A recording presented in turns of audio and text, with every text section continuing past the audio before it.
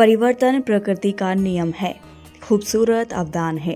जो कल था वह आज नहीं है और जो आज है वह आगे आने वाले कल में स्थायी नहीं रहेगा।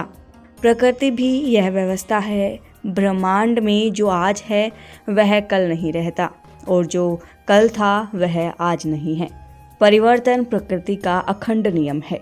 जो कल था वह आज नहीं है। गर्मी का मौसम हो या सर्दी का, सावन हो या कोई बसंत ऋतु, सभी जानते हैं इसमें से कोई नहीं टिकता। गर्मी भी चली जाती है, सर्दी भी, सावन भी बीत जाता है और पतझड़ भी।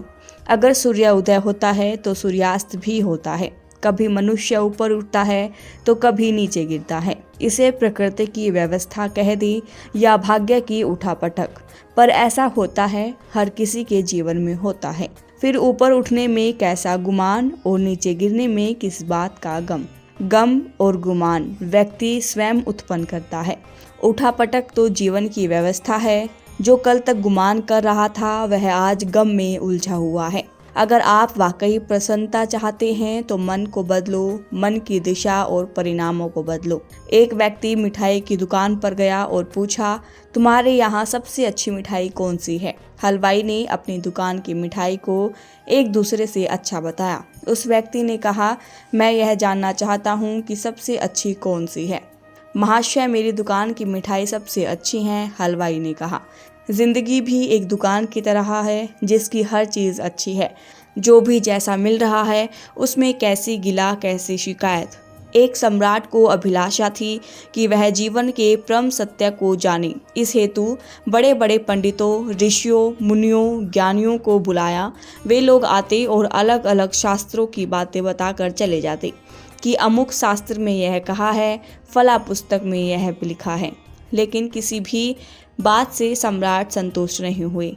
परेशानी जनजीवन के सत्य का प्रतिबोध राजा को ना दे पाए। इस तरह वर्षों बीत गए। एक दिन 80 वर्षीय बुजुर्ग संत आया और बोला, राजन, मैं तुम्हें जीवन का परम सत्य देने आया हूँ। वही सत्य है जो गुरु ने मेरे को दिया था। यह कहते हुए उसने अपनी भुजा पर बंधा ताबीज खोल दिया और राजा को दे दिया। राजा को संत देखने लगा। संत बोला, राजन, जब मेरे गुरु का देह विलाप हुआ था तब उन्होंने मुझे यह तावीज कभी मत खोलना, पर जिस दिन यह लगे संकट का अंतिम दिन आ गया है, तुम इसका सामना करने में विफल हो गई, उस दिन इस तावीज को खोल लेना। यही तुम्हारे जीवन का परम सत्य होगा। राजन, आज तक ऐसा मौका नहीं आया। मैं उसको खोलता और वह तावीज राजा को दे दिया और कहा, इसको तभी खोलना है जब जिंदगी की मुसीबत को सफल ना कर पाओ।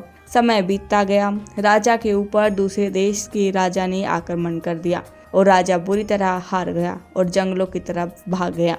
वह छुपने का कोई स्थान ढूंढ रहा था। विरोधी सैनिक उसके पीछे लगे हुए थे। अब राजा को संत की वाणी याद आई और उसने तावीज खोला और उसका ढक्कन खोलकर देखा। उसमें एक कागज था जिस पर लिखा था, यह भी बीत जाएगा।